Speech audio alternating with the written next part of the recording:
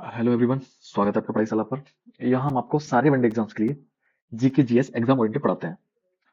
अभी हमने एक न्यू सीरीज शुरू की है जिसमें हम पूरी पॉलिटी ल्यूसेंट बेस्ड पढ़ेंगे। तो चलिए आज की पढ़ाई शुरू करते हैं पढ़ाईशाला के साथ। आज हमारे सामने जो टॉपिक है वो है भारत के संविधान की आत्मा, यानी प्रेम्बल, प्रस्तावना। तो चलिए आज हम सिर्फ इसका मतलब नहीं समझेंगे, आज हम इसकी पूरी कहानी में उतरेंगे। वो बड़े बड़े वादे जो इसमें किए गए हैं, वो कानूनी लड़ाइयां जिसने इसके वजूद को ही दांव पर लगा दिया, और आखिर में ये आज हमारे लिए क्या मायने रखती है। तो चलिए शुरुआत वहीं से करते हैं जहां से हमारी प्रस्तावना खुद शुरू होती है। हम भारत के लोग, हम भारत के लोग, यह सिर्फ चार शब्द नहीं है। इससे ये साफ है कि इस देश में असली ताकत किसी राजा या संसद के पास नहीं, बल्कि भारत के लोगों के पास है। चलिए इसके बाद इसके बादों की ओर गहराई से जानते हैं। भारत राज्य की प्रकृति। पहला, संपूर्ण प्रभुत्व संपन्न, सोवरेन। संपूर्ण प्रभुत्व संपन्न इससे तात्पर्य है कि हम अपने मालिक स्वयं हैं। अपने देश के लिए कानून बनाने के लिए या अपने अधिकार क्षेत्र में कोई भी बदलाव करने के लिए हम पूर्णतः स्वतंत्र हैं, और हमारे ऊपर बाहरी ताकत का कोई दबाव नहीं चल सकता। संपूर्णता से तात्पर्य है कि भारत पर किसी भी देश का प्रेशर या दबाव नहीं है। भारत अपने निर्णय लेने के लिए स्वतंत्र है। भारत के अधिकार क्षेत्र में निर्णय लेने की संपूर्ण पावर भारत देश की है। दूसरा, समाजवादी। आपको यह जानकर आश्चर्य होगा कि अगले दो शब्द, समाजवादी और पंथ निरपेक्ष, यह दोनों हमेशा या शुरुआत से प्रस्तावना का हिस्सा नहीं थे। इन दोनों शब्दों को 1976 में 42nd अमेंडमेंट एक्ट द्वारा, जी हाँ, इमरजेंसी के दौरान जोड़ा गया था। सोशलिस्ट। भारत की प्रस्तावना में भी जो सोशलिस्ट शब्द का प्रयोग किया गया है, इसका मतलब है कि भारत सरकार का लक्ष्य समाज में अमीरी गरीबी की खाई को कम करना है और सबको समान अवसर देना है, मतलब इक्वल अपॉर्चुनिटीज। कैसे? जो राइट ऑफ रिसोर्सेज हैं उसको दोनों में बराबर बांटकर। संसाधनों का अधिकार गवर्नमेंट का भी होगा और प्राइवेट का भी। ये इसको समझते हैं। भारत का समाजवाद मिश्रित अर्थव्यवस्था वाला समाजवाद है। मतलब हमारे देश में कोई भी वस्तु बनाई जाएगी तो उस पर नियंत्रण सरकार का भी होगा और प्राइवेट का भी होगा। एग्जाम्पल कम्युनिकेशन का है, जैसे गवर्नमेंट का भी कम्युनिकेशन है, वो है बीएसएनएल, जबकि प्राइवेट का भी है, जैसे वोडाफोन, एयरटेल, जियो। तो अगर सिर्फ प्राइवेट के पास ही कोई संसाधन होगा तो वो उसके रेट्स बहुत हाई कर देंगे, जिससे कि पब्लिक को परेशानी होगी। तो इसलिए संतुलन बनाने के लिए गवर्नमेंट भी उसका सेक्टर अपने पास रखती है। गवर्नमेंट ने बीएसएनएल ले लिया जिसके रेट्स बहुत लो होते हैं, जैसे संतुलन बना हुआ है इसकी वजह से। दूसरी कंपनियों पर नियंत्रण भी रहता है। तो समाजवाद आर्थिक न्याय की बात करता है। तो जो भारतीय संदर्भ में मतलब है एक कल्याणकारी राज्य, मतलब आय और अवसर की समानताओं, असमानताओं को कम करना। कैसे? संसाधनों पर अधिकार सिर्फ किसी एक के हाथ में ना देकर। ठीक है। सुप्रीम कोर्ट ने भी कहा कि भारतीय समाजवाद का मतलब सब कुछ सरकार के कंट्रोल में कर देना नहीं है, बल्कि गरीबी और असमानता को कम करना है। तीसरा है पंथ निरपेक्ष, मतलब सेकुलरिज्म। राज्य का अपना कोई आधिकारिक धर्म नहीं होगा। सेकुलरिज्म से तात्पर्य है, पंथ निरपेक्ष से तात्पर्य है कि राज्य का अपना कोई धर्म नहीं होगा। राज्य सभी धर्मों से एक बराबर की दूरी रखेगा और सभी धर्मों का बराबर सम्मान करेगा। धर्म के आधार पर कभी भेदभाव नहीं करेगा। भारत एक पॉजिटिव सेकुलरिज्म है, मतलब भारत में किसी भी धर्म से गणना नहीं की जाती है। यहाँ सकारात्मक पंथ निरपेक्ष है, इसलिए भारत सरकार या राज्य सरकार सभी धर्मों की यात्रा पर सब्सिडी भी निकालती है, मतलब उनके हित में काम करती है, उनके विपरीत नहीं। नेक्स्ट है लोकतंत्रात्मक और गणराज्य। हमारी प्रेम्बल में लोकतंत्रात्मक गणराज्य एक साथ दिया हुआ है। चलिए इसको विस्तार से जानते हैं। लोकतंत्रात्मक जो बना है लोकतंत्र से। लोकतंत्र मीन्स डेमोक्रेसी। डेमोक्रेसी डेमोक्रेसी का मतलब है सत्ता जनता के हाथ में। इसका अर्थ है सरकार को जनता चुनती है। भारत में लोग अपने प्रतिनिधि को स्वयं चुनते हैं जो देश चलाते हैं। तो सत्ता सरकार लोगों द्वारा ही चुनी गई। लोगों द्वारा चुनी हुई सरकार जब राज करती है तो वो डेमोक्रेसी कहलाता है। शासन में जनता की भागीदारी होना डेमोक्रेसी को दर्शाता है। जिस देश में जनता की जितनी ज्यादा भागीदारी होगी शासन में, वह उतना ही अच्छा लोकतंत्र होगा। लोकतंत्र दो तरह के होते हैं, डायरेक्ट लोकतंत्र और इनडायरेक्ट लोकतंत्र। आई मीन डायरेक्ट डेमोक्रेसी और इनडायरेक्ट डेमोक्रेसी। हमारे यहाँ इनडायरेक्ट डेमोक्रेसी है, मतलब अप्रत्यक्ष लोकतंत्र है। मतलब हम डायरेक्ट शासन नहीं करते, हम अपने प्रतिनिधि को चुनते हैं, वो आगे सरकार को, शासन को चलाते हैं। जबकि स्विट्जरलैंड में डायरेक्ट डेमोक्रेसी है।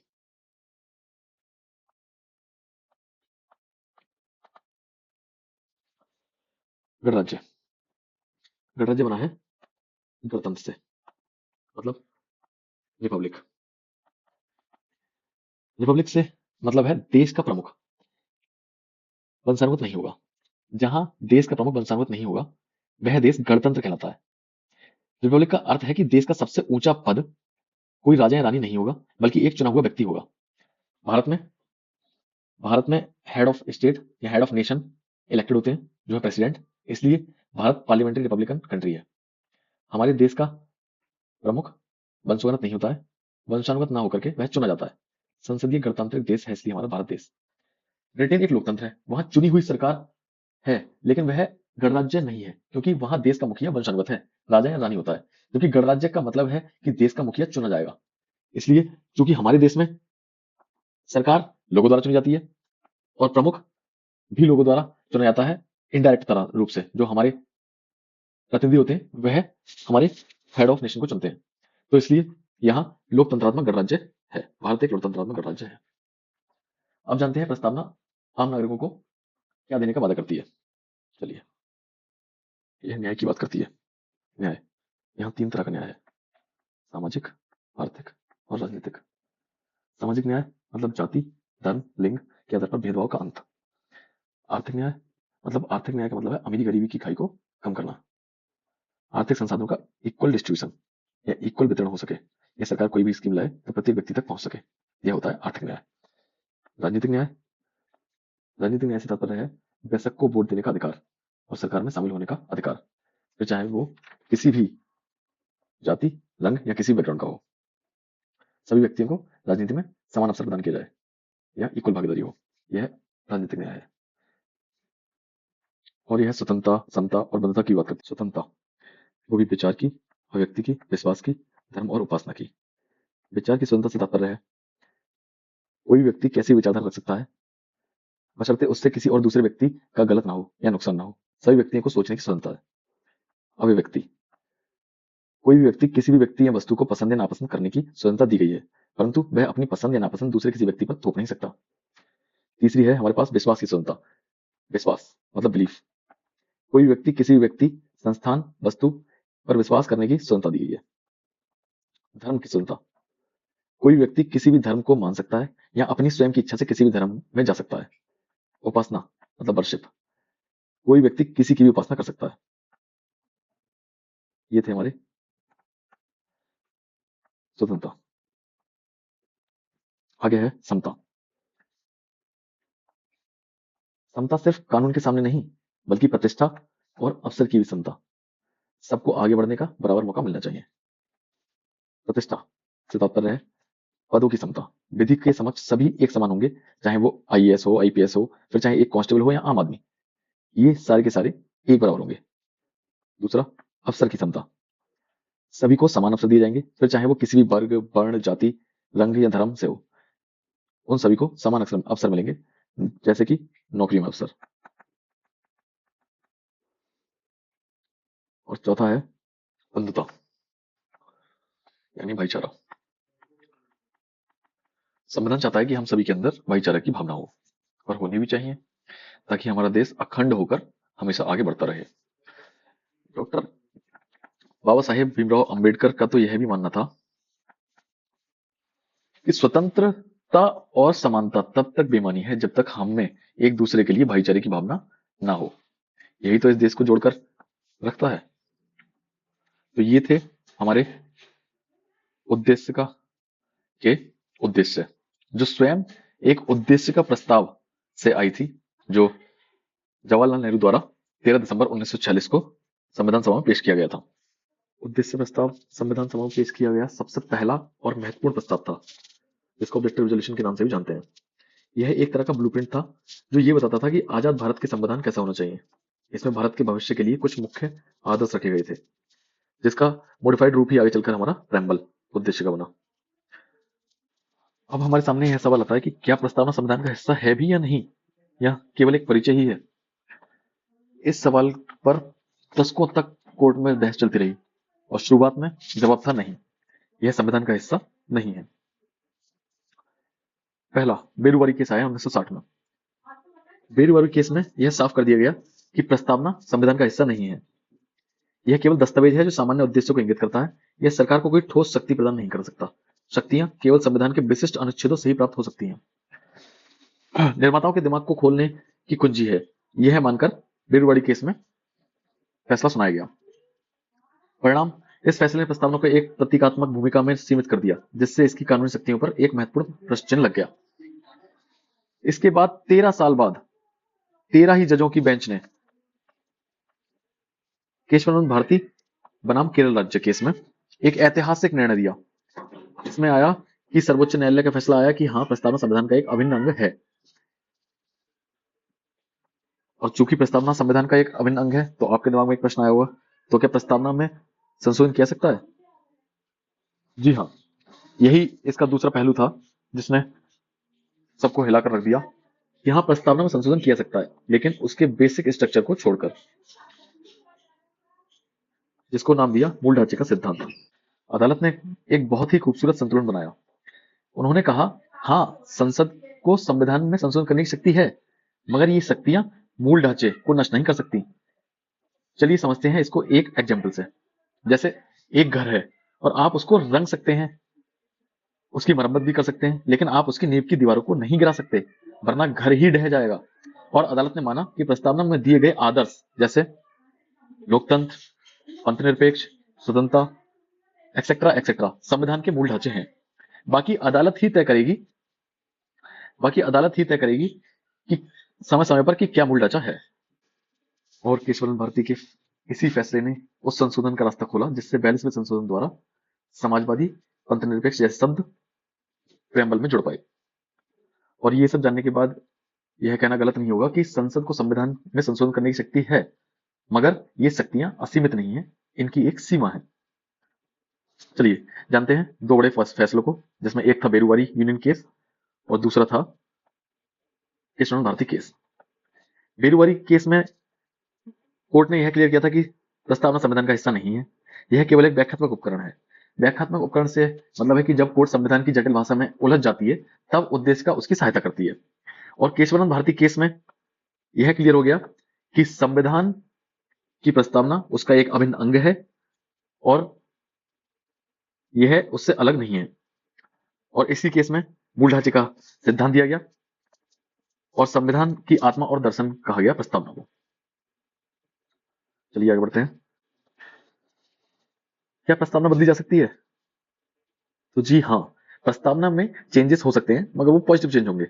प्रस्तावना में चेंजेस हो सकते हैं, मगर उसके मूल ढांचे को छोड़कर।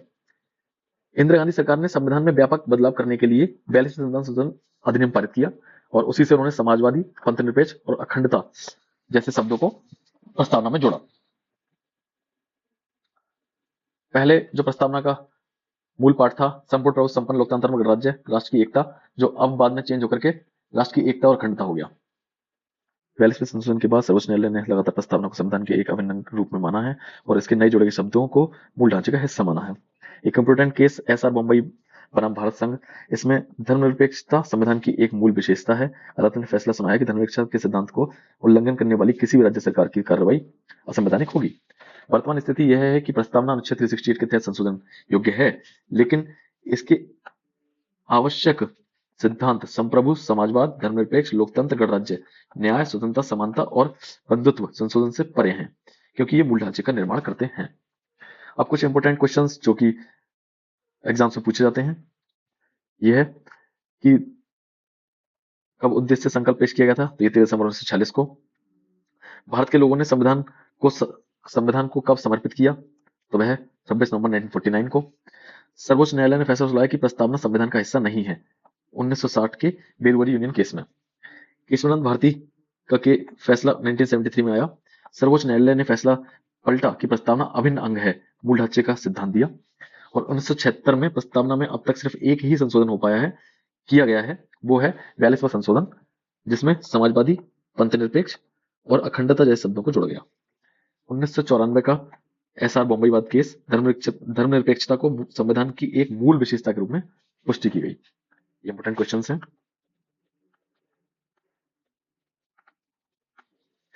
तो लगातार एग्जाम से पूछे जाते हैं। एनए पालकीवाला ने एनए पालकीवाला ने संविधान का पहचान पत्र कहा है प्रस्तावना को, आइडेंटिटी कार्ड ऑफ कॉन्स्टिट्यूशन। के एम मुंशी ने जन्म कुंडली बताया है प्रस्तावना को। पंडित ठाकुरदास भार्गव जी ने संविधान की आत्मा, संविधान में जुड़ा हुआ एक रत्न बताया, प्रीशियस प्रीशियस जेम बताया। न्यायमूर्ति एम हिदायतुल्लाह जी ने आत्मा, जो हमारे राजनीतिक समाज के पैटर्न को निर्धारित करती है।